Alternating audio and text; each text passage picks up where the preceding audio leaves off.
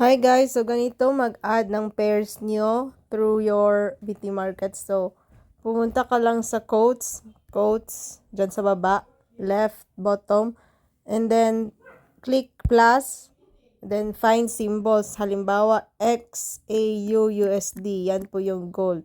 So, click nyo lang po yan. Pag-click po nun, agad-agad po siya na-add dito. So, you can long press it and then you order. And then, execute your SLNTP. So, additional po. Again, plus, halimbawa, GPP, JPY. So, isang London session na pair. So, ito. So, na-add na po siya sa baba. Again. Hindi po siya na-add. GBP, GPY. So, yan.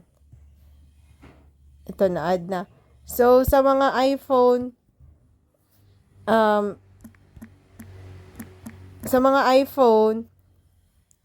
meron pong pagka-type ng symbol, meron pong plus sign na kulay green. Yan po yung pipindutin niyo po. And then, halimbawa, if super rami na po nito, gusto niyo pong i-delete yung currency. So, ito pong pencil sign, and then, click niyo lang yung gusto niyo i-delete. Halimbawa, itong gold. Click niyo yung trash can button, and then yung gold. And then, ayun. Nawala na yung XAU gold sa sa list. So, yung mga gray po, hindi niyo po yan ma-trade. Mati-trade niyo lang po if i-add niyo po. Halimbawa, yung USD JPY, USD JPY. So, ito, USD JPY. Ayan.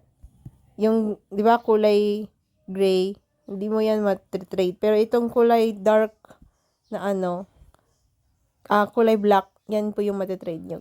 Long press niyo po, new order. Then, type niyo lang po yung SL niyo, and then yung TP. And then, kung anong position na gusto niyo, sell ba or buy. And then, yung market execution, yan po yung mag-sell at buy kayo. And then, yung 0.01 po na nakikita niyo, yan po yung lot size. So, careful lang po tayo sa lot size. If possible, if bago pa, stick to 0.01 po at yung trading plan niyo. Thank you.